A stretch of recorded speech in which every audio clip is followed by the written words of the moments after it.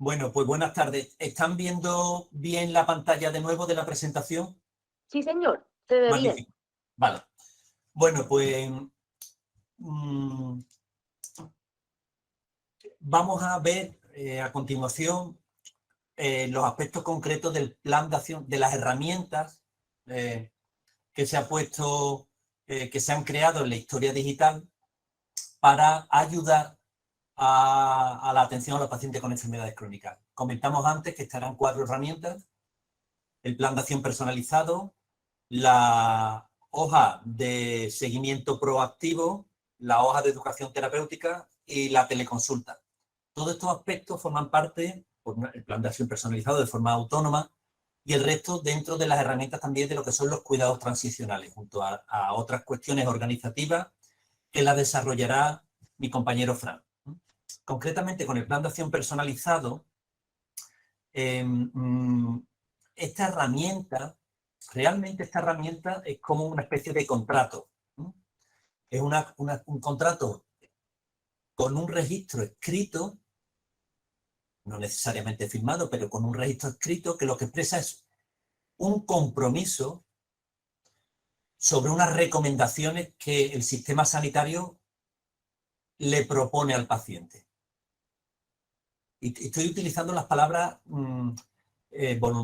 concienzudamente es una propuesta de contrato de recomendaciones que el sistema sanitario le hace al paciente. Es una propuesta. Una propuesta, estas son recomendaciones que surgen, y ahora lo veremos más en detalle, lo veremos en un caso práctico. Son recomendaciones que el profesional sanitario de hospital o el equipo asistencial, más que el profesional sanitario, el equipo asistencial conjunto entre hospital y primaria, realizan sobre el paciente en base a la valoración integral exhaustiva que se hace. De ahí surgen unas necesidades, unas intervenciones y unas recomendaciones que, una vez establecidas, se le presentan al paciente y en un proceso deliberativo compartido, finalmente se indican aquellas que el paciente considera que puede asumir. Ese es el plan de acción personalizado. Ese es el fundamento y el resumen del plan de acción personalizado.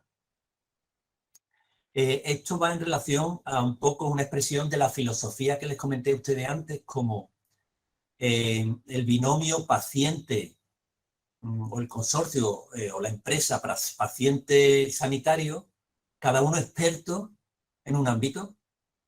Entonces, estos dos partícipes de la enfermedad, el paciente y el sanitario, de tú a tú establecen cuáles son las recomendaciones que el paciente considera que es capaz de hacer. ¿Por qué es así? Se ha planteado de esta forma filosófica porque el ámbito paternalista del sanitario con el paciente, eso va abocado al fracaso.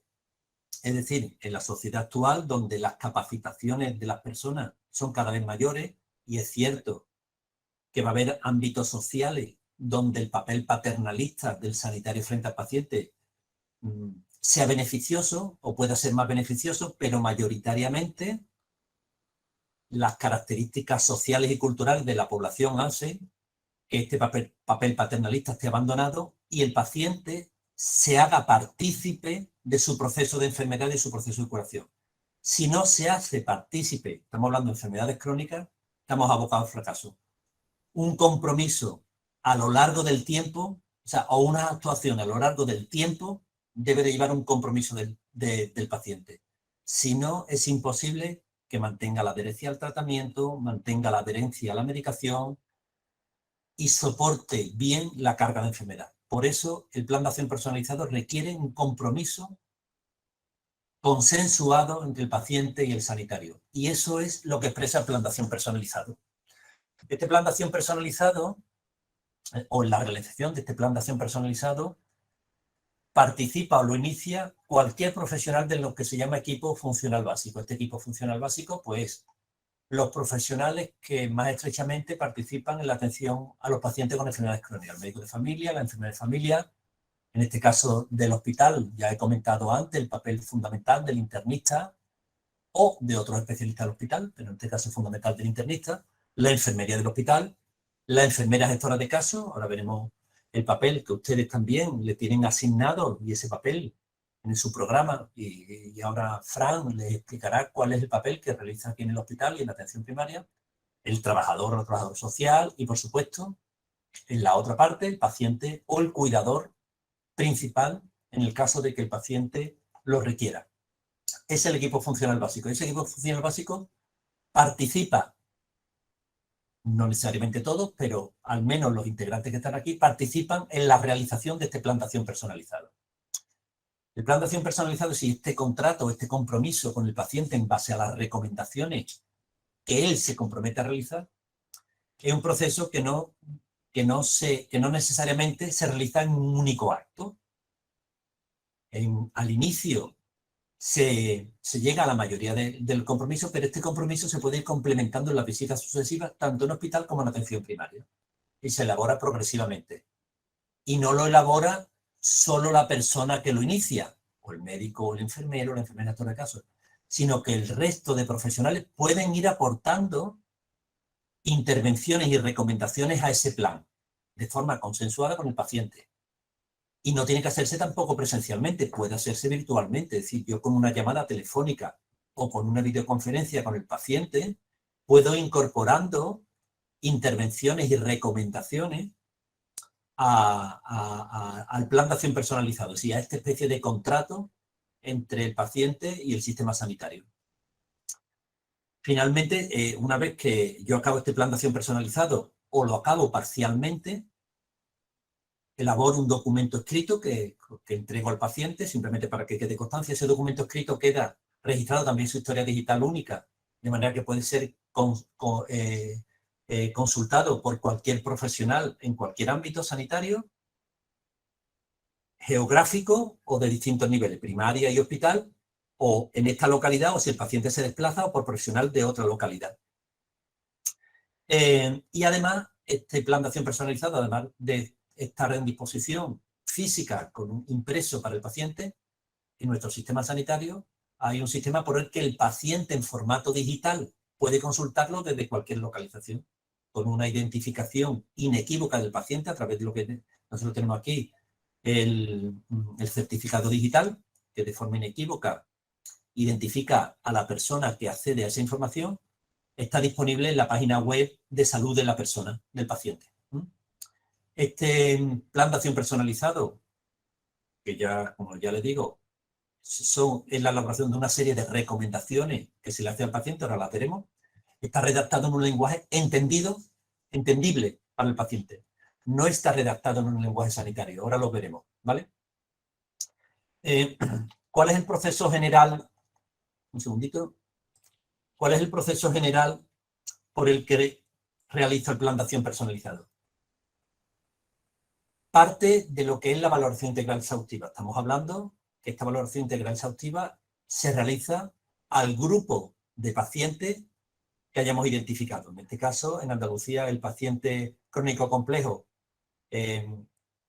priorizado. En Colombia, pues serán las personas que han priorizado ustedes. Ya he visto 2 de 8 de las entidades fundamentales, más ordenados por el gasto sanitario o la utilización de servicios. Creo que son las variables que utilizan. Pues sobre ese colectivo se hace una valoración integral exhaustiva. Esa es la entrada fundamental.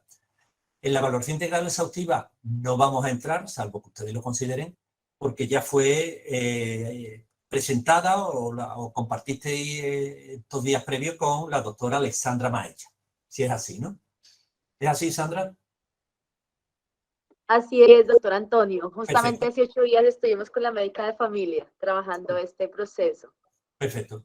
Bueno, pues la valoración integral exhaustiva evalúa en nuestro modelo, y ahora lo verán cómo se aplica en nuestro modelo, estas áreas: valoración integral, con las distintas valoraciones, funcional, cognitiva, afectiva, sociofamiliar, utilizando las escalas internacionales validadas. Hacemos una valoración pronóstica, una valoración farmacológica, con la revisión sistemática de medicación, conciliación y desprescripción, una valoración de la capacidad de autogestión y de activación del paciente y una valoración del dolor. Estas son las áreas que nosotros valoramos, y ahora veremos un ejemplo práctico, en la valoración integral exhaustiva, y que no vamos a entrar a analizarla pormenorizadamente, ni las escalas, ni los rangos, porque ya lo han tratado ustedes. Esta es la vía de entrada, la valoración integral exhaustiva. De aquí, de la valoración integral exhaustiva, se van a identificar una serie de necesidades y de problemas del paciente que van a generar un grupo de intervenciones sanitarias, médicas y enfermeras, y un grupo de recomendaciones que se le hacen al paciente. Ese es el plan de acción personalizado. Es decir, que de esta valoración exhaustiva surgen de las necesidades y problemas identificados según las distintas áreas de valoración integral que hemos realizado, pues es un total de, en este caso, nosotros hemos elaborado 98 intervenciones, que podían haber sido 50, podían haber sido 200, pero hemos considerado que estas 98 intervenciones cubren la mayor parte de los distintos escenarios que se dan, vuelvo para atrás, de la valoración de las distintas áreas de la valoración integral exhaustiva. Estas 98 intervenciones se generan un total de 48 recomendaciones al paciente, es decir, que unas 50 intervenciones son exclusivamente para ser desarrolladas en el ámbito del sanitario, médico-enfermero, y 48 son, además de intervenciones médicas y de enfermeras, generan recomendaciones realizadas al paciente. Recomendaciones por escrito, que ahora veremos cuál es el contexto. Este plan de acción personalizado, como he comentado previamente, o estas recomendaciones, una vez que nosotros las identificamos, se produce un proceso con el paciente presente físicamente o virtualmente. Vamos analizando una a una de las recomendaciones con él para ver si el paciente es capaz de hacerlo, de necesitar ayuda para hacerlo, o nos indica que no lo puede hacer, que no lo va a hacer. Esto es lo que un poquito hemos dado por toma de decisiones compartidas de una manera resumida para que pueda ser registrado en su historia. Y ahora veremos cómo esto sale escrito y queda registrado en su historia de salud. Sí, esto es el resultado final del consenso que se realiza con el paciente o con su familia en el caso que se requiera, sobre aquellas recomendaciones que se han demostrado eficaces o que hemos considerado eficaces, sobre las intervenciones que han sido identificadas en base a las necesidades y problemas que han surgido de la evaluación integral exhaustiva. Y sobre todo este proceso lo hemos digitalizado para que haya una herramienta de ayuda a todas las decisiones que sea homogénea para todos los profesionales. Y todos los profesionales que atienden a un paciente y realizan este procedimiento lo realizan de la misma forma. Y las intervenciones son las mismas y las recomendaciones son las mismas. Esto permite homogeneizar los procedimientos. Finalmente, pues le entregamos al paciente un informe que queda registrado también en su historia digital para ser consultado en caso necesario por cualquier profesional de salud de su localidad o de la localidad de Andalucía que sea. Y este informe queda también dentro del repositorio de información de lo que llamamos historia de salud del paciente, que puede ser consultada por el paciente. El paciente puede tener acceso, y ahora lo veremos, a este informe, y tiene una herramienta también para registrar, en el caso de que esté indicada, sus constantes vitales. Cifras de glucemia, de tensión arterial, de saturación de oxígeno, de peso, para que queden registradas y las pueda consultar, y el profesional sanitario también las pueda consultar. ¿Cuáles son estas intervenciones? Pues vuelvo para atrás, de estas 98 intervenciones. Salvo que ustedes quieran, este es un repositorio que esta presentación la pueden consultar más detalladamente o más detenidamente con tranquilidad en casa, pero para que nos hagamos una idea, pues son intervenciones. Voy a hacer una primera pasada rápido y después vuelvo al principio. Son intervenciones que hacen referencia al ámbito de la autogestión del paciente, con recomendaciones en el ámbito de la autogestión, ahora las veremos. Son intervenciones en el ámbito farmacológico, en este caso no hay recomendaciones directas para pacientes en el ámbito farmacológico. Intervenciones afectivas, recomendaciones afectivas. Intervenciones en el ámbito cognitivo, con recomendaciones en el ámbito cognitivo. Intervenciones pronósticas, intervenciones sociales y recomendaciones en el ámbito social. Intervenciones asociadas a la valoración funcional y recomendaciones asociadas a la valoración funcional. Cada una de estas, vuelvo antes de meternos en insuficiencia cardíaca, Cada una de estas intervenciones pues, se activan, ahora lo veremos, según el grado de deterioro funcional del paciente. Es decir, hay intervenciones que la herramienta automática de valoración de plan de acción personalizado activarán si la valoración funcional indica un deterioro severo y otras se activarán cuando el deterioro es moderado o el deterioro es leve. Aquí les muestro todas las intervenciones, pero obviamente al paciente solo se le presentan según haya sido el grado de valoración funcional, de igual forma las recomendaciones.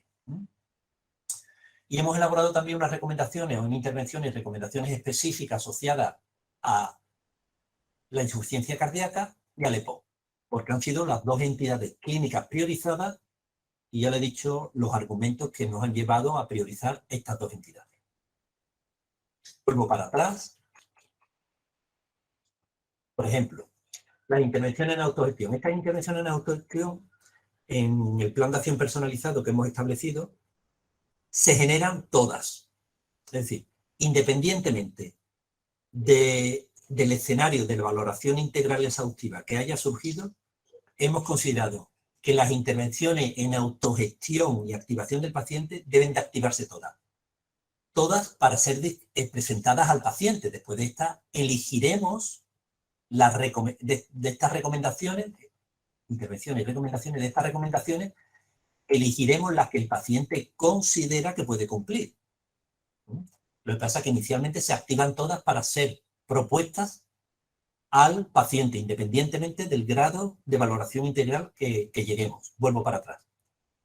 ¿Cuáles son las intervenciones médicas o de enfermera? Pues que el médico enfermero al paciente con enfermedad crónica debe de apoyar todas las intervenciones para que el paciente se sienta libre de tomar decisiones compartidas. Debemos de realizar actuaciones para enseñar al paciente a tomar las constantes vitales y a identificar los signos de agudización. Esto es muy importante. Es decir, al paciente hay que enseñarle, y el profesional sanitario tiene que enseñarle, cómo identificar los signos de agudización de su enfermedad. En este caso, de EPOC o de insuficiencia cardíaca. Y debe de instruírsele para cómo saber pesarse, a qué horario pesarse, cómo identificar el edema de miembros inferiores, el incremento de la tos o del volumen de la expectoración, o por supuesto el cambio de las características de la expectoración. Al paciente hay que explicarle su enfermedad, bueno, y el resto de cuestiones, ¿no? Por no entrar en detalles. Todos son intervenciones médicas y enfermeras que generan una serie de recomendaciones, que esto es lo que va escrito para el paciente, que son las que debemos de consensuar una a una con él, en este caso de autogestión porque se activan todas. Después veremos que en el resto solamente se activan según haya sido el resultado de la evaluación integral, pero en este caso de autogestión que se activan todas, son las cosas que debemos de comentarle al paciente. Y al paciente, ya os digo, presencialmente o en entorno virtual, le comentamos si él se encuentra capacitado para conocer para qué sirven los medicamentos que toma, las dosis y el horario, y cómo modificar las dosis en caso de que tenga algún signo de descompensación. Y nosotros le preguntamos al paciente, ¿usted considera que es capaz de aprenderse o tener registrados los fármacos que debe de tomar, las dosis, el horario y cómo modificarlo si incrementa el peso? Esto se lo preguntamos al paciente. Y el paciente dice, sí, yo creo que sí. Pues, ahora lo veremos, como habéis visto antes, registramos la carita. Si el paciente dice que necesita ayuda para esto, pues indicamos que registramos la carita el icono de que necesita ayuda.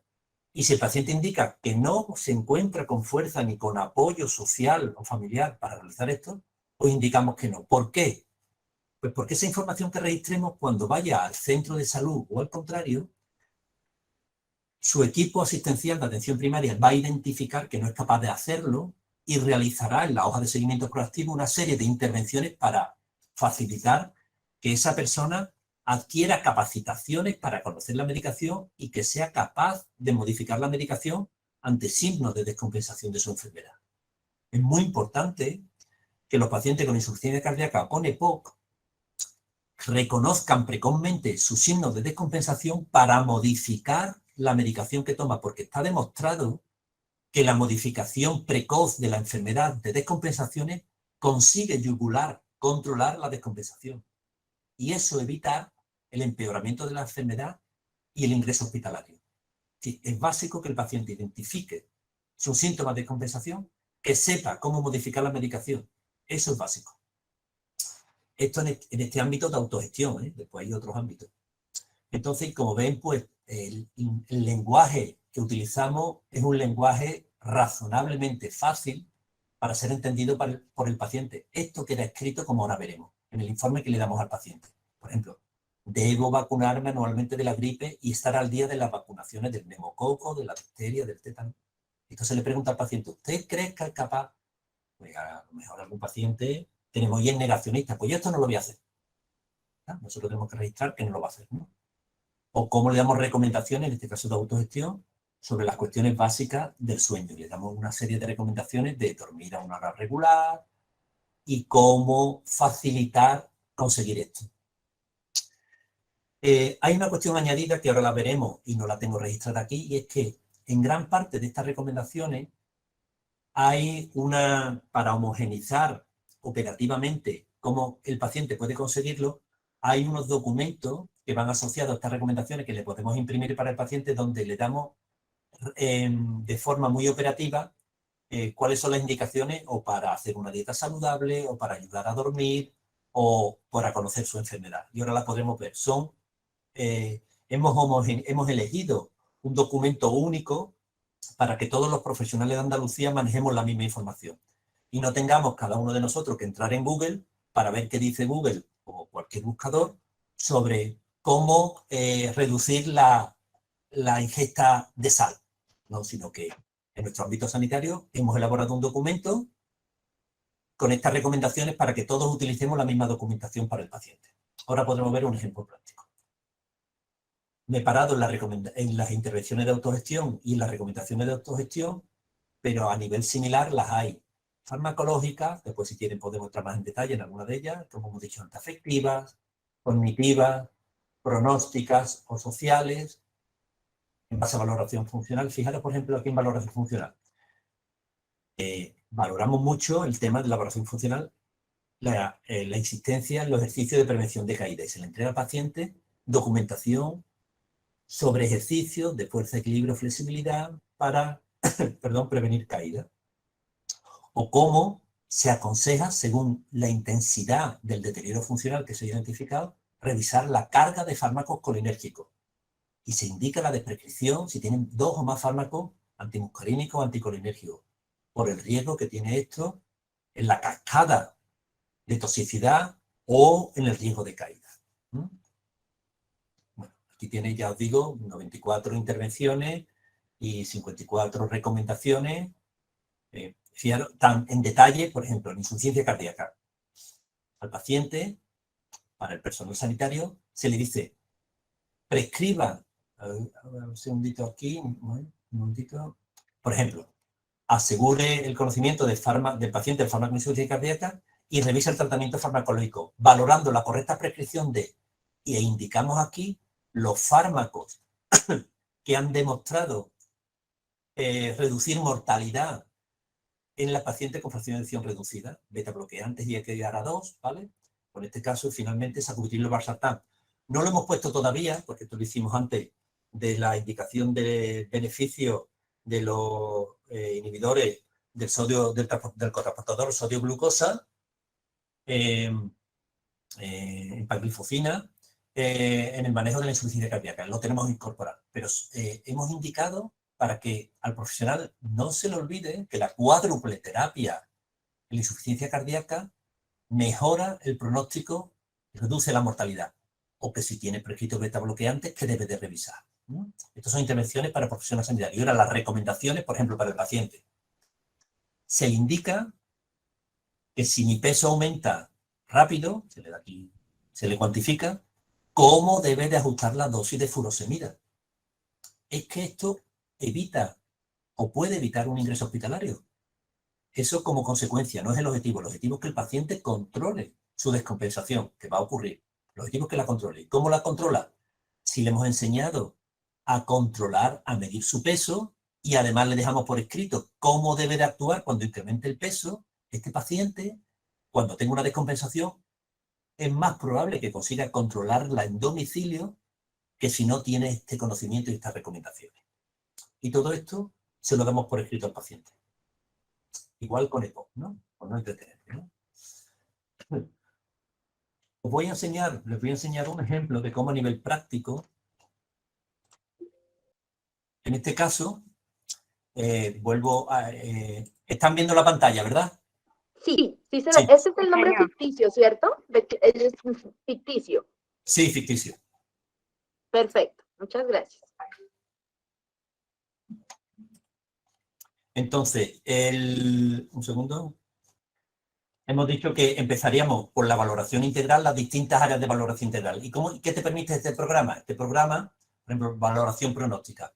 Pues haríamos una valoración, esto es un formulario, donde según las características, en este caso, conocen ustedes, ya fue explicado estos días atrás, la escala Profund, pues nosotros indicaríamos las cuestiones, estoy picando de forma aleatoria, las características del paciente, en el caso de tuviera una neoplasia, una hemoglobina de menos de 10 o más de 4 ingresos, el sistema te establece una valoración pronóstica. Esta valoración pronóstica de riesgo alto, establecería una serie de intervenciones, como ven aquí. Una serie de intervenciones. Lo mismo ocurriría cuando hacemos la valoración social, pues a través de la escala familiar de Gijón, iremos picando.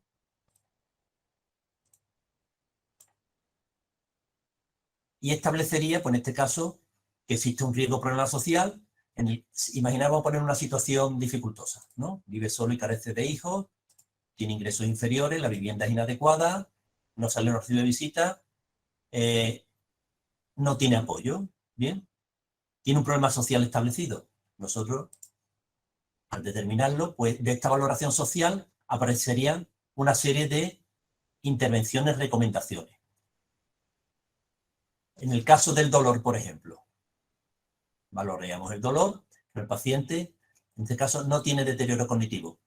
¿Cómo valora el paciente? Yo al paciente lo tengo delante, diría, pues el paciente, ¿tiene usted dolor? No tengo, tengo poco, marcaríamos, ¿no? En este caso mucho. Presenta dolor. Sí, sí, incluso queremos, nosotros tenemos aquí un texto para marcar libremente.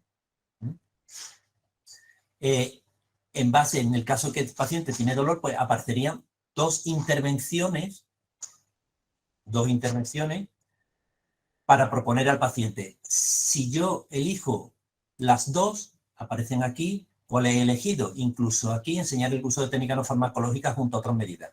Hay una herramienta que hemos establecido para cómo ayudar al profesional para enseñar el uso de técnicas no farmacológicas para tratar el dolor. Igual haríamos con la valoración funcional. En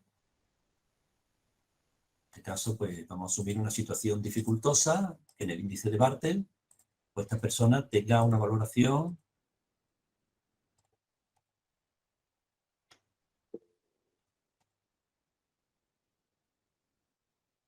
¿vale? Que como, fíjense cómo cuando hago una valoración del índice de Bartel con un alto grado, marcando un alto grado de dependencia, aquí tenemos nosotros, en el caso de que uno quisiera asegurar que para arreglarse, ¿qué significa dependiente-independiente? Pues hay una ayuda donde te indica qué concepto en el índice de Bartel dependiente o independiente. Y el índice de esfuerzo al cuidador, porque en este caso el grado de dependencia es elevado. Pues también te permite hacerlo, no lo vamos a archivar. Y en base a la valoración funcional, pues se van activando aquí una serie de intervenciones, recomendaciones, que las podemos elegir y esas recomendaciones, intervenciones, irse incorporando. De estas intervenciones, pues salen una serie de recomendaciones. De estas recomendaciones, por ejemplo, el paciente presento riesgo de malnutrición y es importante que siga las recomendaciones sobre mi alimentación. Esto con el paciente delante es lo que le proponemos. Y esta propuesta, pues el paciente lo hará, no lo hará o necesitará ayuda para hacerlo. Esto finalmente cuando yo guardo, esto es un borrador, lo que le aparece al paciente, en este caso un borrador, es un informe, en este caso porque no hemos elegido ninguna intervención. Voy a cerrarlo, voy a elegir que el paciente lo va a hacer.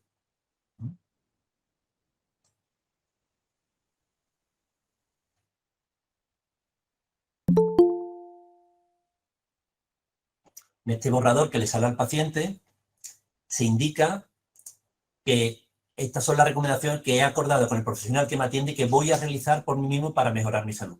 Presento riesgo de malnutrición, es importante que sigan las recomendaciones sobre mi alimentación. Este documento es el que esto es un borrador, esto se borra ahora, que se le entrega al paciente y que aparece en su historia digital. Lo cierro un segundito.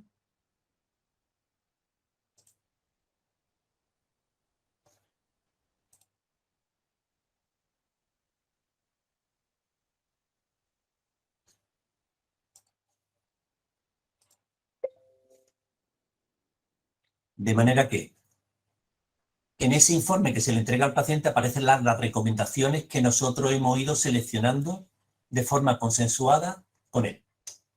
Antonio, Ángela Beatriz tiene la manito levantada. ¿Sí? Un segundito. Pues digan ustedes. Hola, muy buenos días.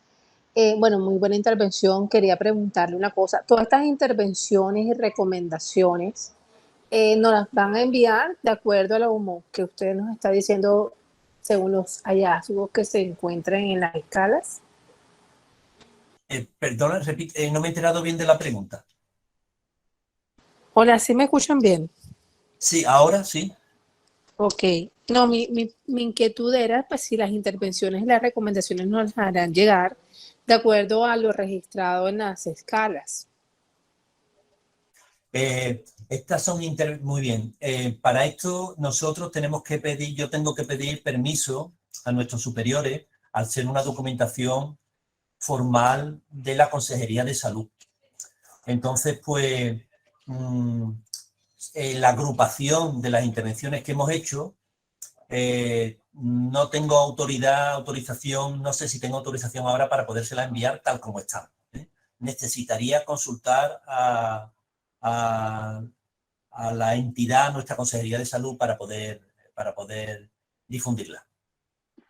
Ahí quisiera complementar un poquito, Antonio, de ese punto. En el manual que ustedes tienen, que es un documento público que uno puede citar y demás, que es el de atención de la pluripatología que fue editado Sí. en el 2018, Sí. ahí están específicos un conjunto de recomendaciones e intervenciones también por área.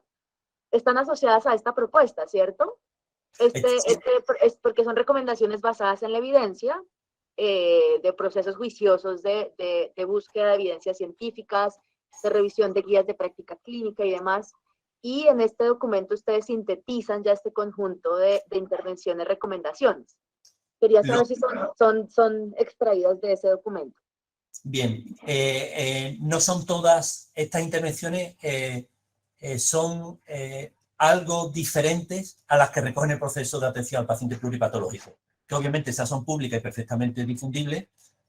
Estas son elaboradas más específicamente por el equipo de la consejería y entonces no tengo por el momento autorización hasta que si la consejería lo determina, pues obviamente pues la podemos difundir tal como ustedes la han visto aquí. Excelente, sería súper. Contamos con el otro documento que pues fue elaborado por la Sociedad de Medicina Interna Andaluza y todo el equipo, que es el documento que estamos dando a disposición de los equipos multidisciplinares, porque tiene las áreas que propones de autogestión, activación farmacológica, de rehabilitación funcional cognitiva. Tiene como unas dimensiones muy parecidas a lo que nos acabas de presentar. Sí. Entiendo que son muy útiles. Vamos, y el conocimiento pues se difunde y necesito hacer el trámite previo de solicitud. Claro que sí, estaremos muy atentos. Igual por lo pronto vamos a trabajar con esa propuesta que es pública, que editó, el documento que edita Correcto. Andalucía, la Junta de Andalucía. Correcto. Si sobre ese documento quisiéramos hacer, o nosotros, Fran y yo, le pudiéramos ayudar en algo, encantadísimos. Mientras realizo la solicitud formal de difusión de esta información, ¿de acuerdo? Excelente. Muchas gracias, Antonio, por la gestión. Más cuestiones. En el chat había de YouTube, espérame un segundito, que creo que como tenemos retransmisión en el canal de YouTube, teníamos aquí algunas preguntitas de Milton Camilo. Dice Milton Camilo que el paciente puede acceder a registrar algún tipo de dato. Sería interesante para poder optimizar tiempo de consulta, no en todos los campos. Y pues ahí estaba diciendo que mostraras la herramienta digital, que fue lo que ya nos proyectaste, y pues se refiere a si hay algún tipo de registro desde el paciente. Pregunta Milton. Hay un segundito, les voy a enseñar aquí dónde las tenemos.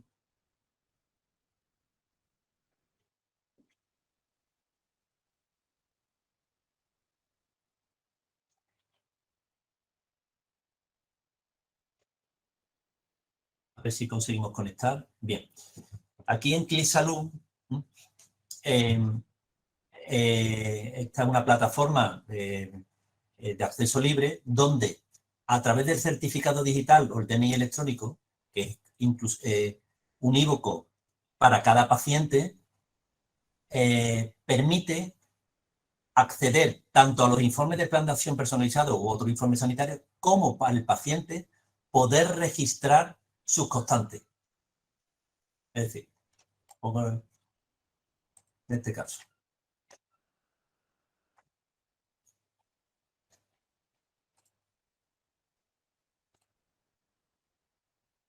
Correcto, y estamos dentro, muy bien. Aquí, por ejemplo, en informes clínicos,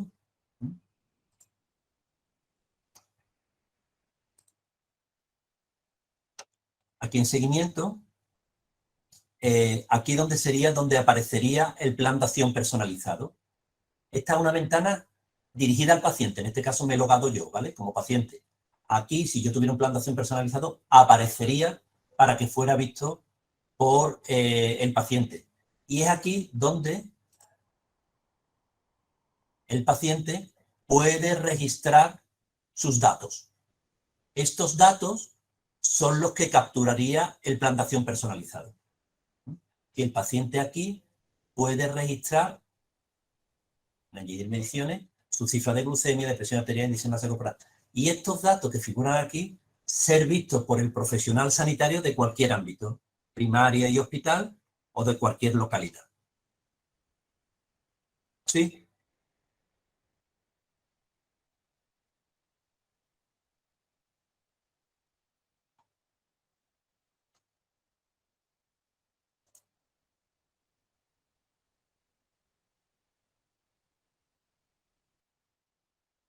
¿Sí, Sandra?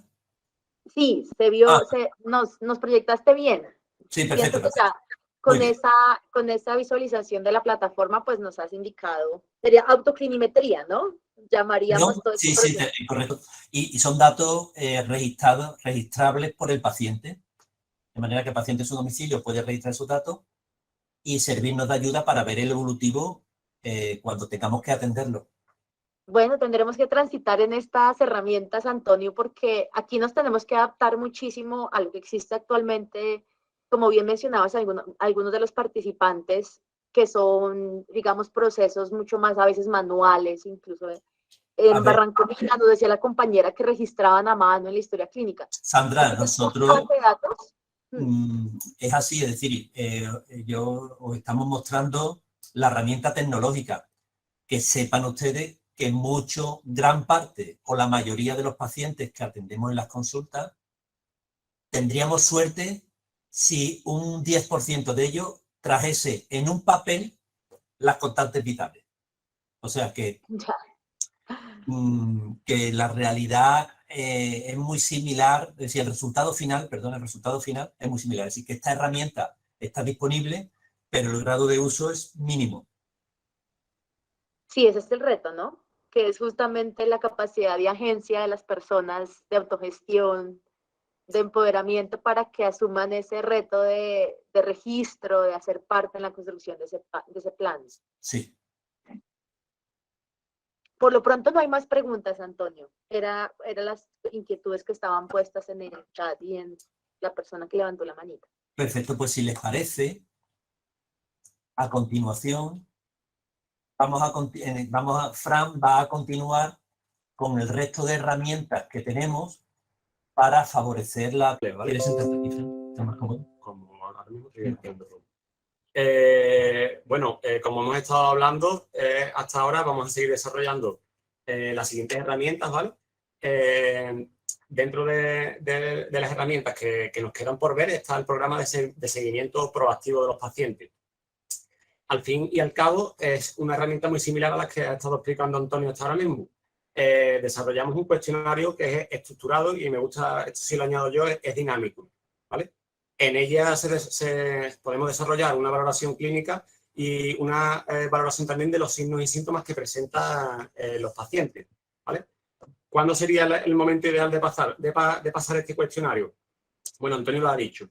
A las 48 o 72 horas del alta del paciente deberíamos o intentaríamos, no tiene por qué ser entre los 2 o 3 días, puede ser a los 4 días, puede ser después, y hasta un máximo a los 3 meses sería ideal, si el paciente está dentro de un periodo estable, volver a pasarlo, ¿vale? ¿Qué pasa con este cuestionario?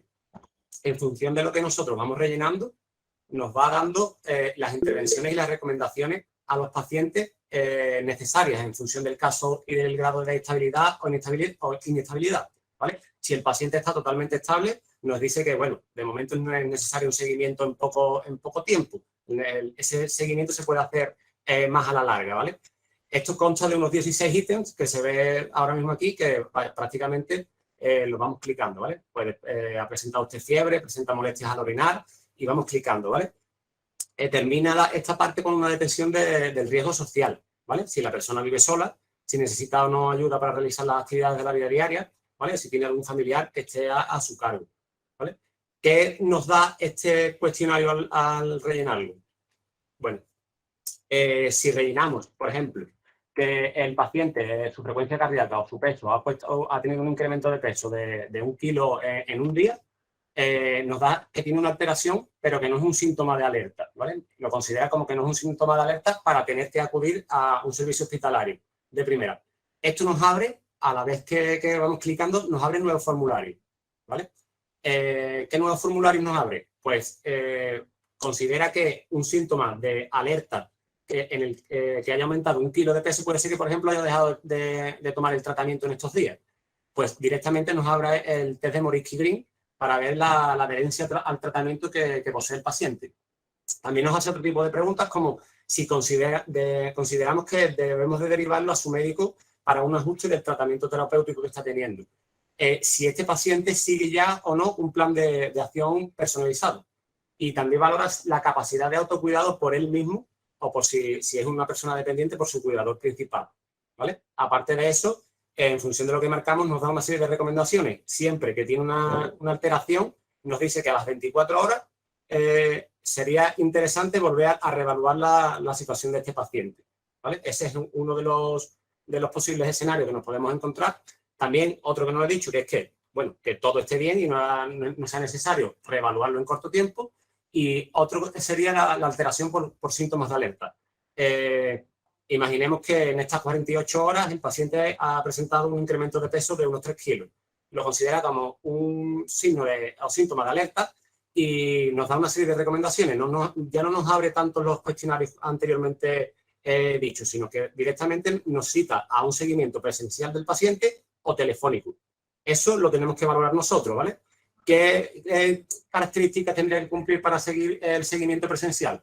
Pues uno de estos síntomas de alerta y que el profesional que lo valore considere que sea suficiente como para un seguimiento presencial.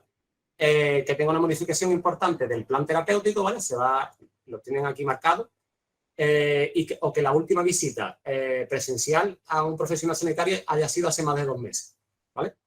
Aquí abajo le dejo un vídeo donde se explica perfectamente todo lo que estamos hablando y lo desarrolla un poquito más en más profundidad, ¿vale? Esta es la primera de las herramientas. Bueno, la siguiente, como también hemos escuchado antes de voz de Antonio, es la hoja de seguimiento de educación terapéutica. Bueno, utilizamos, es una herramienta que utilizamos complementaria a lo que hemos visto anteriormente, ¿vale? Pasa lo mismo, es una hoja de seguimiento que es dinámica, ¿vale? Nos va abriendo diferentes formularios en función a lo que vamos marcando, ¿vale? Aquí, como vemos, se basa, la primera parte se basa en una escala Likert del 1 al 5, ¿vale? Donde 1 significa que no y el 5 que lo hace perfectamente, ¿vale? El paciente inicia un programa de educación por primera vez.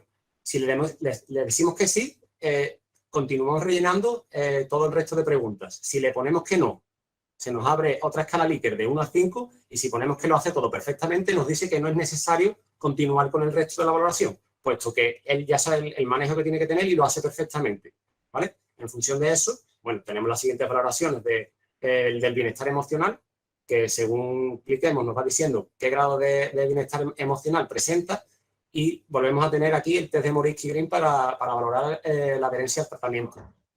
Además de eso, que lo vamos a ver ahora mismo, en función de lo que cliquemos, por ejemplo, clicamos que el paciente tiene como antecedentes personal, que lo tenemos aquí en A12, a la parte derecha de la pantalla, clicamos que el paciente, por ejemplo, tiene una insuficiencia cardíaca.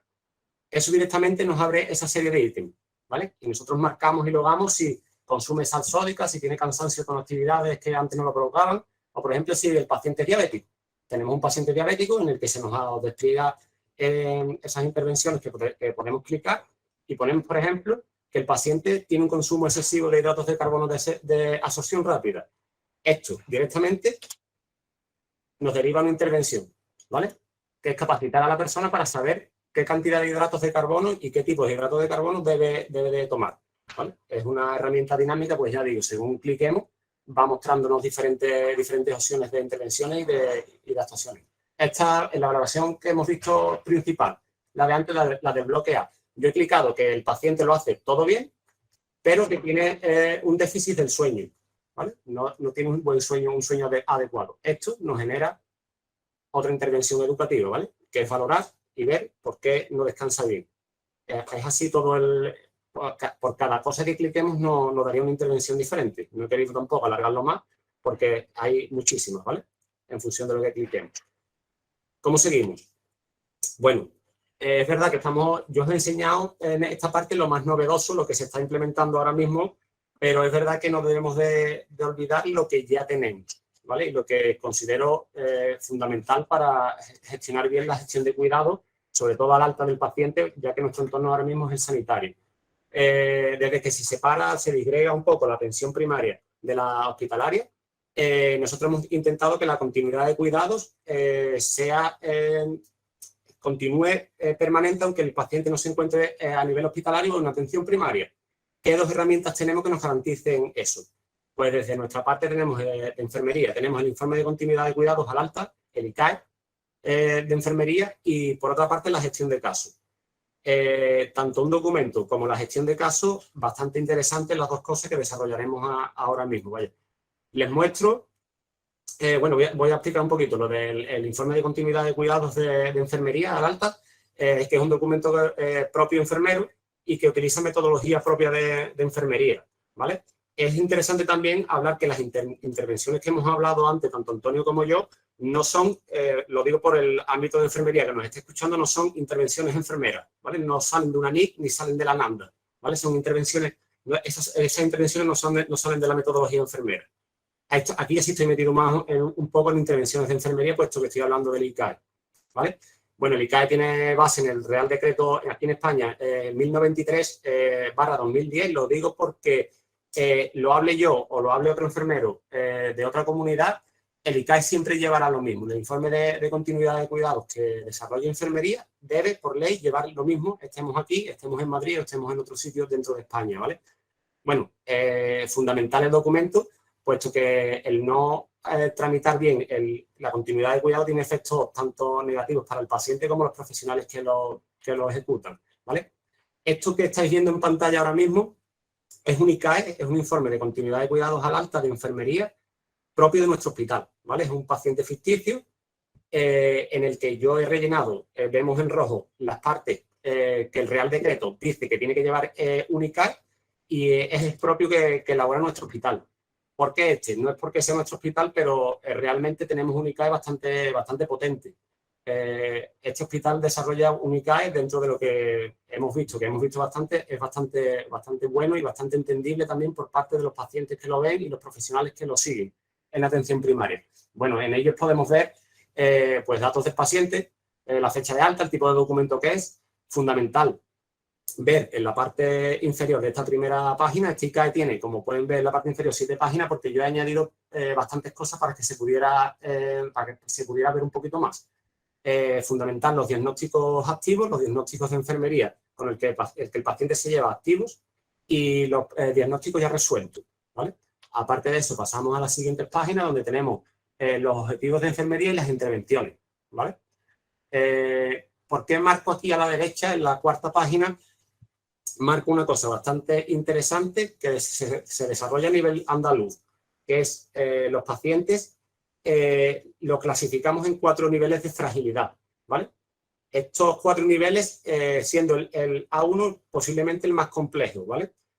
¿Por qué digo esto? Porque para que el ICAE siempre lo elaboramos y cualquier profesional tiene acceso a él a través de la historia única, pero yo enlazo ya con la siguiente parte, que es la gestión de casos, porque para que la enfermera gestora de casos reciba un aviso directo de que hay un paciente frágil que le ha llegado o que ha sido dado de alta y ella pueda saber que ha sido dado de alta al mismo día, recibe una llamada telefónica mía y además este informe, clicando yo ahí cualquier índice de fragilidad del A1 al A4, que son los 4 que manejamos, el ICAE le llega directamente a ella, le llega un aviso y le llega el ICAE directamente con los posibles diagnósticos enfermeros que el paciente tenga por desarrollar aún y todas las recomendaciones que se le ha dado, ¿vale? Aparte de eso, ahora os explico un poquito más cómo lo hacemos nosotros una vez que es dado de alta el paciente. 4 índices de fragilidad, como ya he hablado, del A1, en el que entran pacientes que tienen más de 65 años y que viven con otra persona mayor también de 65 años y además llevan otras características. Bueno, no es el momento ahora, pero son los pacientes más complejos que manejamos y por eso les pongo aquí, vaya.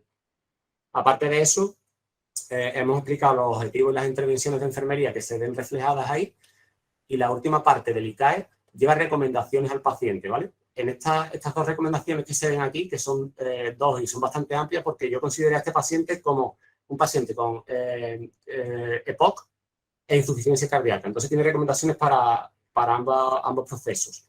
En la última parte, consideré que este señor también debería llevar una herida. Se ve aquí en la página 6, en la parte inferior. Tenía una úlcera de 3ª categoría en el sacro y pone también, reflejamos la última cura cuando se ha valorado y el método de cómo se están llevando a cabo las curas, ¿vale? Por último, la fecha de firma en la que se firma el ICAE antes de expedirlo y la enfermera responsable de elaborarlo y de enviarlo a atención primaria, ¿vale? ¿Por qué englobo todo esto después de la gestión de casos? Porque en la siguiente diapositiva leemos que os voy a intentar explicar un poquito, un proceso bastante útil y un poco complejo también de elaborar, porque es verdad que nos ponemos de acuerdo bastante profesional en un corto periodo de tiempo, porque yo me pongo en contacto o yo intento ver al paciente junto con el enfermero referente que lo lleva en planta y yo después comunico esto, prácticamente lo hacemos todos los días a su enfermera gestora de casos, su enfermera referente en atención primaria, ¿vale? ¿Qué significa esto? Que, como ha dicho Antonio, es muy importante el ponernos cara uno a uno y nosotros prácticamente colaboramos con la enfermería de atención primaria a diario. Nos ponemos en contacto con ellos prácticamente todos los días y no solo una vez, sino varias veces. Esto está muy bien.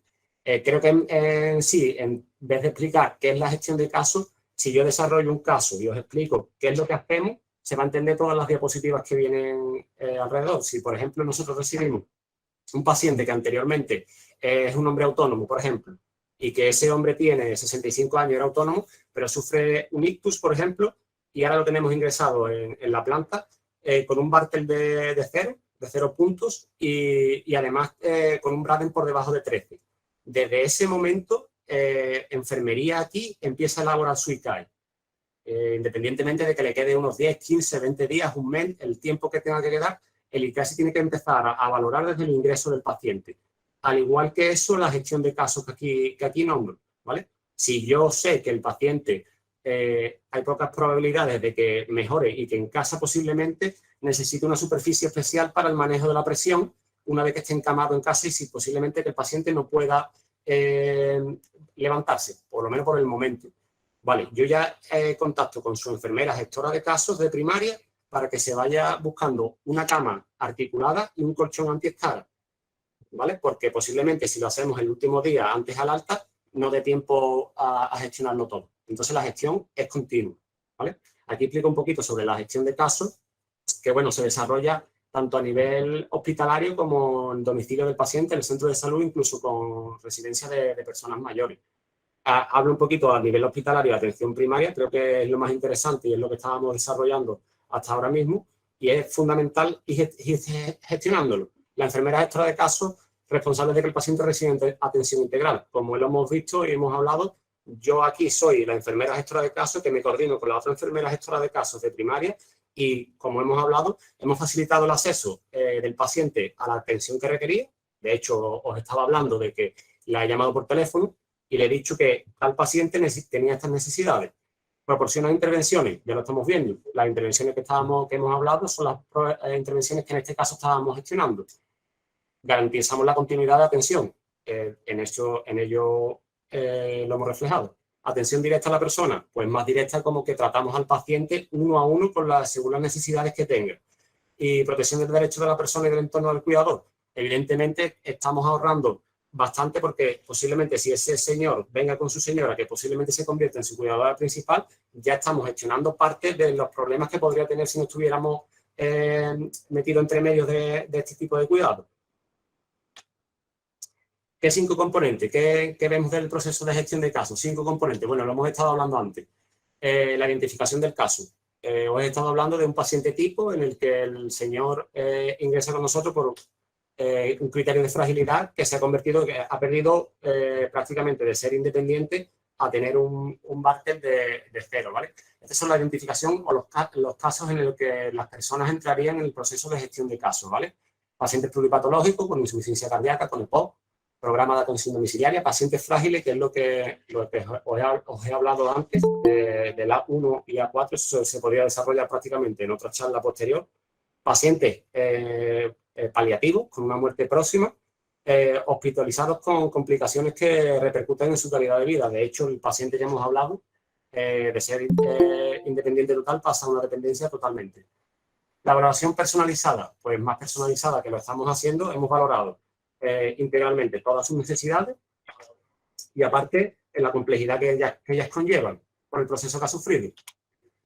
Diseño del plan de gestión de casos. Pues hemos ido gestionando el plan de su gestión de casos desde el primer minuto. Es importante, creo, lo que hemos dicho. No debemos dejar la gestión de casos, debemos de ir valorándolo en el día a día. Ya digo que enfermería aquí va tratando la continuidad de cuidados desde el día de ingreso y tanto nosotros vamos gestionando la posibilidad de necesidades del paciente, tanto a nivel hospitalario como una vez se vaya de alta. Coordinar las intervenciones. Bueno, hemos gestionado régimen terapéutico prácticamente con todo lo que hemos dicho. Yo he puesto un paciente tipo, pero gestionamos prácticamente todo lo demás, ¿vale? Ayuda al apoyo al cuidador, presentamos ayuda al cuidador si es necesario. Hemos representado las necesidades que tiene y apoyo psicoemocional también a la persona que la cuide. ¿Cómo podemos salir de la gestión de casos? ¿Qué paciente podría, cuáles son las tres formas de salir de que un paciente salga de la gestión de casos? Pues el cierre de caso puede ser por 3 motivos. Una, por decisión personal. La persona decide, oye, mira, no necesito tus cuidados, pero creo que puedo obtenerlo de otra manera diferente. Decisión de la enfermera gestora de casos. Por ejemplo, hemos tenido, centrándonos un poco en la pandemia que hemos pasado, hemos tenido pacientes con insuficiencia respiratoria que se va a casa con necesidad de oxígeno domiciliario. Pacientes que necesitan oxígeno domiciliario durante 3 meses. Un paciente perfectamente autónomo, pero sí creemos que es necesario hacer una gestión de casos, puesto que el paciente se va con un dispositivo a domicilio que no es de tan fácil uso. La gente, muchos de los pacientes creen que, bueno, oxígeno no pasa nada, pero no se dan cuenta que están recibiendo una medicación domiciliaria. Es un paciente que englobaríamos dentro de la gestión de casos y que posiblemente un paciente autónomo se recupere totalmente de esa patología. Los tenemos y los hemos tenido. Insuficiencia respiratoria por COVID, se han ido a casa con 3 meses de oxigenoterapia domiciliaria y después lo hemos sacado del proceso de gestión de casos porque el paciente se ha recuperado totalmente. ¿Cuál es el último caso? La muerte del paciente, ¿vale? Sería el fallecimiento, quedaría excluido de la gestión de casos, ¿vale? Es interesante también esta parte de la gestión de casos, es bastante interesante porque damos un apoyo bastante completo a las personas, a los pacientes paliativos. Los pacientes paliativos siguen el mismo proceso que una persona que no es paliativa y que realizamos gestión de casos, pero además disponemos de una plataforma que pone en común al equipo hospitalario con el equipo de gestión de casos y aparte un equipo específico de profesionales dedicados al ámbito paliativo, ¿vale? Tanto enfermeras como médicos a nivel de atención primaria, ¿vale? Os voy a enseñar, voy a dejar de compartir pantalla en un segundito y os voy a abrir la plataforma en el que introducimos este paciente que os muestro ahora. Es un paciente tipo también, no es una persona real y que está introducida, la introduje yo en el proceso de pacientes paliativos, la atención a pacientes paliativos, bueno, pues otro congreso que hemos tenido hace poco. Yo este paciente he dejado, no os muestro la parte principal porque sí tiene datos de otros pacientes, pero este paciente es un paciente tipo, el que está introducido, está en la plataforma, ¿vale? Aquí podemos poner el nombre y los apellidos de este paciente, podemos identificarlo también por su número de historia, podemos poner su documento nacional de identidad, vaya, este es el paciente. Si el paciente no estuviese ya dentro de la plataforma, una vez buscado, en esta clic de aquí nos pondría añadir en vez de siguiente, ¿vale? Yo le doy a siguiente puesto que el paciente ya está dentro. Bueno, os lo puedo enseñar un poquito pormenorizado abajo, pero os lo puedo enseñar también. Mira, esta plataforma lo que nos da es opción a introducir al paciente, nos pide después su domicilio para saber dónde vive y nos pide también, vamos, es un formulario simple en el que registramos su domicilio, registramos cuál es su cuidador principal, asignamos un paciente, o sea, un profesional sanitario referente de este paciente. En este caso estoy registrado yo como enfermero referente. Aquí podemos ver los cuidadores, ¿vale? Hemos metido al mismo paciente como su propio cuidador y señalando que es su hijo, ¿vale? Importante porque aquí te piden la totalidad de los datos de su cuidador principal, ¿vale? Pide la fecha de nacimiento, pide el parentesco, pide el documento nacional de identidad, su teléfono, ¿vale? Porque posiblemente necesite apoyo también, ¿vale? Posteriormente vemos qué grupo de patología es el que tiene este paciente. Yo lo introduje como un paciente oncológico con un carcinoma de vías urinarias, ¿vale? Lo puse como paciente tipo, elegí ese porque era la primera que me salía. Después nos enseña qué nivel de complejidad tiene el paciente porque nos pregunta si posee o no posee dolor, si está informado del desenlace de la enfermedad o si no, ¿vale? Y en función de eso es otro cuestionario activo en el que él mismo te da el resultado, ¿vale? Yo le puse lo peor que podía ponerle y como se puede observar aquí, da que la complejidad es alta, ¿vale? Aparte de esto, nos pregunta qué es lo que sabe el paciente del proceso de su enfermedad y qué no, ¿vale? Esto directamente se nos deriva directamente al equipo de atención a pacientes paliativos, ¿vale? Este es el proceso que yo introduje, así de manera aleatoria, y todo esto le llega al equipo de paliativos. Y ellos considerarán, en función de lo que yo ya he rellenado, qué tipo de seguimiento debe de seguir este paciente, ¿vale? A lo mejor está en cuidados paliativos, pero no está en situación de últimos días. Y bueno, y consideran que tienen que tener un seguimiento telefónico a las 48 horas o a las 72 o no, pues está un paciente de últimos días que considera que debe pasar sus últimos días en casa y tiene un mal control del dolor y necesita que el equipo se acerque a atenderlo. También deriva eso, ¿vale? Es cuestión curioso, esta última semana hemos tenido un paciente, para que os hagáis una idea, de cómo funciona la gestión de casos. Y en este caso ha sido una gestión de casos inversa que durante esta semana en el hospital he recibido la llamada del equipo de paliativos por una paciente que ingresa en situación de últimos días, en situación de agonía, que no quería pasar sus últimos días en casa, ¿vale? Por familiares y demás. ¿Cuál es el proceso que sigue esta gestión de casos? Pues me llama la enfermera del equipo de paliativos, se pone en contacto conmigo y me dice que viene hacia el hospital una paciente en situación de últimos días y que consideramos que no es subsidiaria a pasar por el servicio de urgencias hospitalario, ¿vale?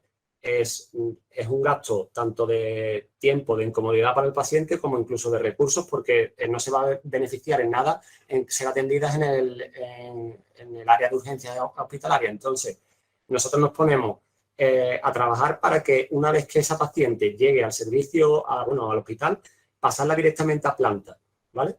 O sea, ya nos hemos coordinado y hemos hecho la gestión de casos para que, o ella se ha puesto en comunicación conmigo para hacer la gestión de casos para que una vez que el paciente llegue, pase directamente a planta, ¿vale? Eso evita, vaya, todos los que podéis imaginar, con la saturación que tenemos ahora mismo en urgencia, todo el tiempo que la paciente haya podido estar esperando abajo una valoración que realmente ya la tiene hecha, la evita y la pasa directamente a planta, ¿vale? A una habitación. ¿Vale? Siento lo de la plataforma de paliativos, pero no me deja seguir, vaya. Pues es interesante. Ponle un poco más.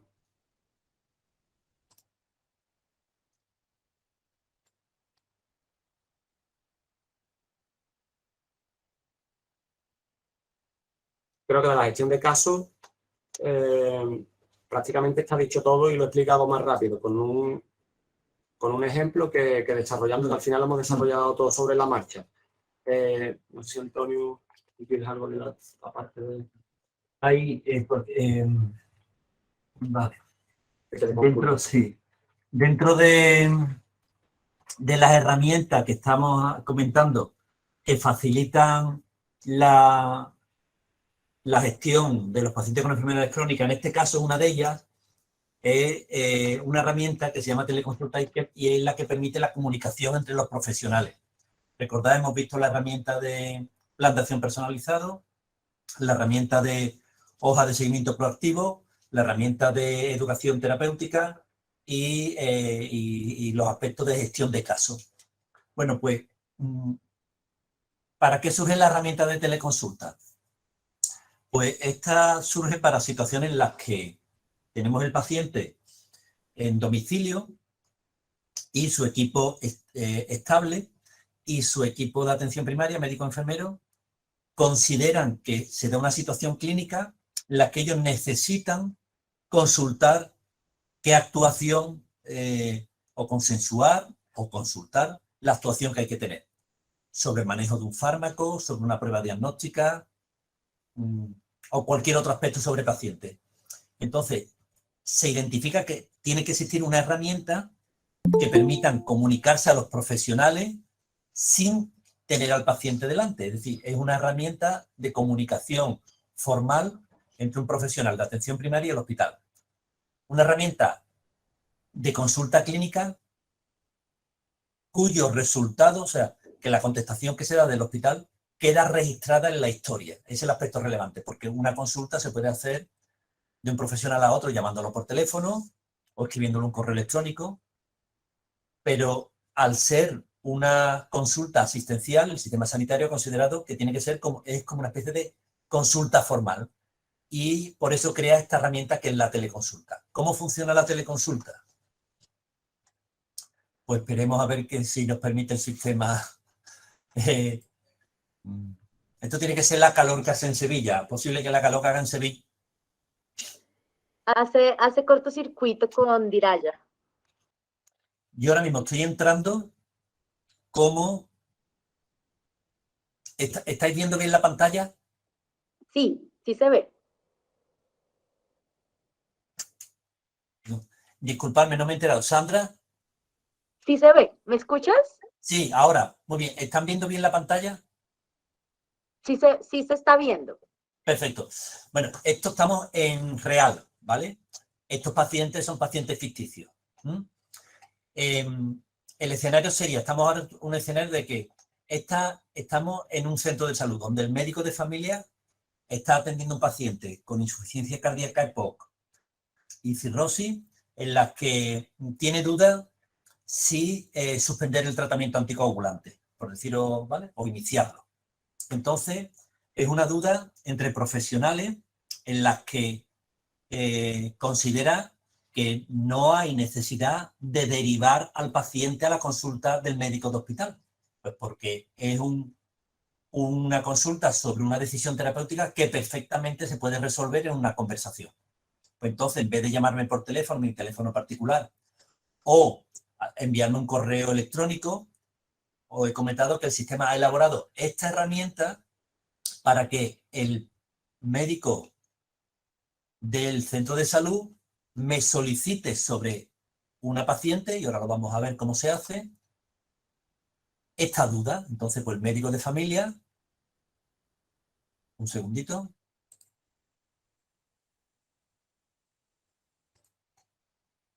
genera una teleconsulta. Perdona, vamos a pillar el NUSA y así es fácil.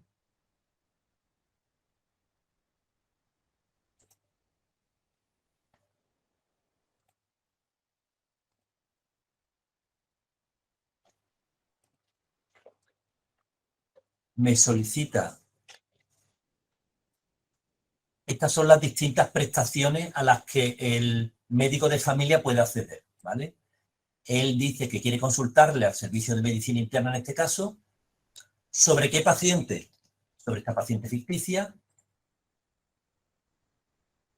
Vale. El sistema no me permite ahora trabajar sobre la paciente ficticia. Como yo tengo aquí una consulta hecha sobre mí, ¿vale? Vamos a acceder.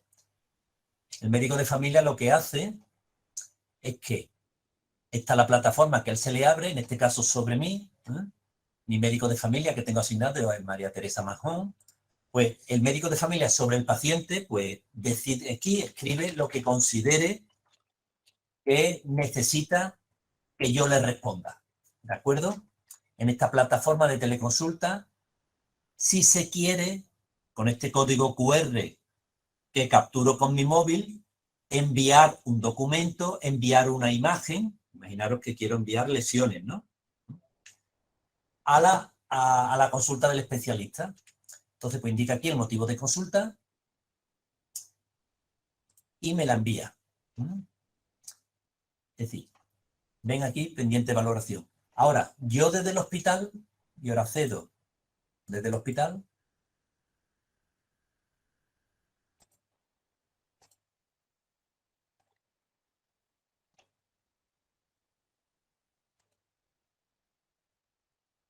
tengo aquí el listado de pacientes, un segundito,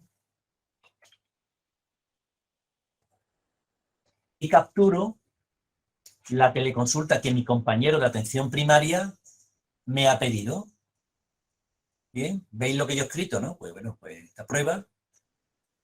Y esta tiene muchas herramientas, ¿no? Simplemente voy a ir al aspecto que estamos tratando. Y le indico, en base a lo que él me pide, qué es lo que considero que tiene que hacer. Lo envío. Y esto, lo que yo le haya contestado, es lo que el médico de familia puede a continuación ver, de manera que existe una duda en atención primaria, una necesidad de consenso sobre algo, se consulta a alguien con una experiencia distinta, en este caso soy yo médico de hospital, y le contesto lo que considero que hay que hacer sobre ese paciente. De manera que el médico de familia es capaz de actuar o modificar la actitud con un paciente sin que ese paciente se haya tenido que trasladar al hospital, sino simplemente con esta herramienta de consulta que queda registrado. Y esta herramienta se ha puesto en utilidad para poder trabajar sobre los pacientes con enfermedades crónicas. De manera que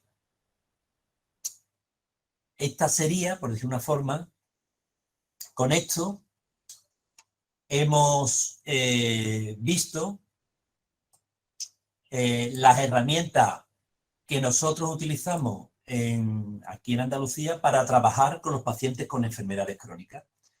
Y podríamos decir así una forma que era lo que, con esto finalizamos, lo que nosotros queríamos mostrarles. Bueno, muchas gracias, Antonio, Fran, porque pues el objetivo de esta sesión era justamente compartir lo que ustedes hacen en un contexto particular con el desarrollo que ya han transitado de un programa de atención a pluripatología, y creo que nos dan luces de cosas que tenemos que transitar en el país, ¿no? Como esta flujo de información, historia clínica y herramientas que facilitan el trabajo de los profesionales.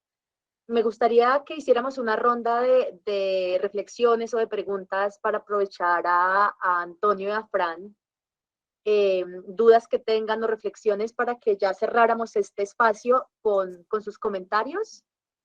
Son las 11:43, así que tenemos algunos minutitos para que ustedes puedan comentar. Pueden levantar la manito y intervenir directamente con nuestros dos expertos. Creo que por lo pronto no hay manitas levantadas de ninguno de los participantes.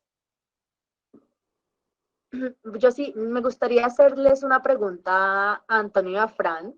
Por favor. Es respecto a ese reto que tenemos de la toma de decisiones compartidas. O sea, algo que nosotros nos hemos planteado en el modelo justamente es cómo lograr ese tránsito del paternalismo a una relación más horizontal con los pacientes y con sus cuidadores. Aquí siempre, incluso que las consultas y todo el modelo está pensado para la diada, como llamamos en Colombia, que es para la persona en situación de multimorbilidad y su cuidador principal, que pues es la persona que al fin y al cabo va a estar en todo el proceso y que también es sujeto de cuidado del modelo. ¿Cómo ustedes han logrado eso, de desaprender ese modelo paternalista y lograr decidir con la persona respecto a sus preferencias, a sus valores, y que realmente logremos eso, que es la toma de decisiones compartidas? A ver, Sandra, esto no es una cuestión, esto no tiene una única clave. Esto no es más que, y lo digo así, a ver cómo lo expreso, es fruto de una evolución de la sociedad. Es decir, la sociedad en su conjunto, la ciudadanía se hace más partícipe de la gobernanza, en el conjunto de la sociedad, ¿vale? Se hace partícipe de la participación en los órganos de gobierno de la sociedad, en los órganos civiles, de manera que traduce al ámbito sanitario, la sociedad demanda del ámbito sanitario un trato más igualitario, de forma que la sociedad demanda del poder político un trato más igualitario y con más respeto. De manera que el modelo paternalista en sanidad se ha podido desarrollar en España porque en España se ha podido mejorar la dignidad de atención de los poderes hacia las personas, por decirlo de alguna forma. Entonces, ha habido un trato más de tú a tú y de dignidad y de derecho de las personas a decidir sobre su futuro. Entonces, pues en ese ámbito se ha traducido a la situación sanitaria y el sanitario, para decirlo de una forma, imagino que en este ámbito también se ha desarrollado en Colombia, para que hagáis una idea también de hasta dónde llega esto. Por ejemplo, el procedimiento de los consentimientos compartidos, de los consentimientos informados. Esto cuando realizamos, hay una ley, por ley, cuando vamos a realizar un procedimiento diagnóstico o terapéutico a un paciente que puede conllevar riesgo, estamos obligados no solo a informarlo, sino que esta información quede en un registro por escrito, en un documento formal, donde el médico y el paciente firman conjuntamente que el paciente ha sido informado del procedimiento y que asume los riesgos y los beneficios.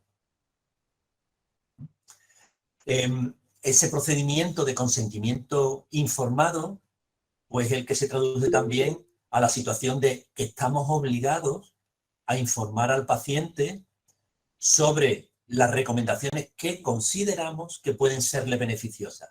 Y es el paciente el que decide si la hacemos o no. Esto está protegido por ley. La ley de autonomía del paciente hace que los sanitarios estén obligados a ejecutar este procedimiento, y eso ha sido una evolución natural de la sociedad española. Gracias, Antonio. Sí, ¿no? Aquí también creo que lo que pasa es que el consentimiento informado se instrumentaliza y realmente no hay un diálogo ni un consenso, sino se convierte en un instrumento legal y se instrumentaliza y no hay ese proceso deliberativo con la persona como debería ser. Es así, Sandra. Quiero decir que una cuestión es la legislación que orienta cómo debemos de actuar las relaciones sociales o el contrato social, y otra después es el nivel de aplicación. En España ocurre igualmente que en muchas ocasiones esto es un trámite, un mero trámite, que no conlleva una toma de decisiones compartidas así. Es un documento, firme aquí, y el paciente firma, sin que haya habido ninguna información ni ningún consenso. Es así, al igual que ocurre también este otro ámbito, donde existe en gran parte de las ocasiones un proceso deliberativo, informativo correcto. Bueno, que lleguemos a ese modelo, Antonio, que aprendamos a deliberar con la persona y el cuidador. Carmen tiene la manita levantado, Carmen Valega. Pero nos encontramos que este paciente está en condiciones de calle. ¿Cómo hacen ustedes para ayudarnos a complementar el plan y que ese paciente lo cumpla? Muchas gracias. Muy bien, Carmen. Pues mira, lo mismo que hoy hemos contado nosotros, profesionales de hospital, lo mismo ejecutan los profesionales de atención primaria, exactamente igual. Es decir, los profesionales médicos, enfermeros, trabajadores sociales de atención primaria acceden a la misma herramienta que nosotros desde el hospital. De hecho, la actividad fundamental de los pacientes con enfermedades crónicas debe desarrollarse en el ámbito de atención primaria. Entonces, todo esto que os hemos mostrado, todo esto son herramientas que están disponibles exactamente igual y con la misma posibilidad de utilizarlas desde atención primaria. No sé si eso es la pregunta que me estaba haciendo, Carmen. No, doctor, es cómo hacemos para ayudarle a ese paciente que no puede cumplir con esas recomendaciones. ¿Por qué? Porque está en la calle. Está en condiciones de calle. Sí, señor. Sí, vale. Cuando dice condiciones de calle, significa, a ver, ¿cómo diría yo? Con muy pocos recursos sociales, que no tiene domicilio. Con muy pocos recursos, sí, señor. Que no tiene una familia, que no tiene un tutor, un acompañante, que no puede cumplir nuestro plan de recomendaciones. Bueno, Carmen, sí, en principio el plan de acción personalizado, el seguimiento proactivo de los pacientes, se adecúa al tipo de pacientes y a las necesidades que tienen. Ya hemos hablado que no es un plan que desarrollemos simplemente enfermería o medicina, sino que también que lo valora, por ejemplo, trabajo social, ¿vale? Lo mismo hay pacientes que consideramos que no pueden atender sus necesidades en domicilio y que les gustaría o estarían dispuestos a acceder a un centro de mayores, a una residencia donde puedan estar tutorizados y sea más simple su apoyo allí, ¿vale? Sería una de las... bueno, me he puesto a lo mejor en un caso extremo, pero las intervenciones y las recomendaciones se adecúan al tipo de pacientes que podríamos... O sea, yo podría desarrollarlo mucho porque sería muy amplio de lo que estamos hablando, pero me he puesto en el caso extremo del paciente que está en casa, que es dependiente total y no tiene nadie que lo asista, y quizás ese apoyo, podremos solicitar un apoyo a domicilio por parte de trabajo social, o incluso me voy al extremo total, que es que el paciente acepte y esté dispuesto a ir a una residencia de mayores, por ejemplo, y ser atendido allí. Es el caso a lo mejor un poco extremo, no sé si respondo así. Muchas gracias, doctor. Gracias, Carmen. No sé si alguien más quiera hacer alguna pregunta, alguna reflexión para Antonio y Fran. Creo que en principio todas las reflexiones ya tendremos lugar de volverles a escuchar, porque nos van a dar mucha luz en la propuesta que vamos a implementar en el piloto en Colombia. En este sentido, Antonio, Fran, de verdad muchas gracias por su generosidad, por haber compartido esa valiosa experiencia de su contexto hospitalario, todos esos aprendizajes que en su día a día han construido, esos saberes que han construido. Y pues muchos de los elementos que nos comparten vamos a implementarlos en nuestra propuesta piloto, particularmente el plan de acción personalizado y el seguimiento proactivo. Y pues las recomendaciones que ahora proponemos están fundamentadas en algunas en la guía NICE y otras en la propuesta que han desarrollado de pluripatología, pero pues ojalá podamos tener esas recomendaciones y esas intervenciones y recomendaciones tan explícitas como ustedes las han trabajado desde su institución, que podamos tener ese documento y esa información tan valiosa que pues está basada en la evidencia y está trabajada juiciosamente. Y pues esperamos seguir contando con ustedes y con su experticia para apoyar este proceso y este reto país, que es la construcción de un modelo de multimorbilidad para las personas y su cuidador. Perfecto. Muchas gracias, Antonio, Fran, y a los participantes porque estaban muy activos y pues mire que hemos tenido una participación alta, son 58 personas que están en este momento conectadas, muy atentas a escucharles, así que agradecerles a todos los profesionales de los territorios que nos acompañan, de todos los rincones del país, como ya hemos mostrado en el mapa, Antonio, y que pues están muy interesados en mejorar la atención a las personas que tienen muchas necesidades complejas, como ustedes los dicen. Muchas gracias, un abrazo fraterno y pues estaremos en contacto para continuar con este reto país. Muy bien, y por nuestra parte, muchas gracias por vuestra atención, por la consideración en habernos invitado. Estamos encantados de haber colaborado y de participar en lo que necesitéis y sobre todo transmitiros, como hemos dicho al principio, el reconocimiento a la calidad y a la ambición del programa que habéis elaborado. Muy bien, ¿eh? Así Gracias. que os enviamos... Muchas gracias. Sí, muy bien. Os enviamos todo nuestro apoyo y esperemos y os auguramos un éxito. Muchas gracias. Muchas gracias. Esperemos estar de la mano con ustedes como referentes para todo este reto que viene por delante. Una buena tarde para ustedes, ya tarde también para nosotros. Y buena nosotros. mañana.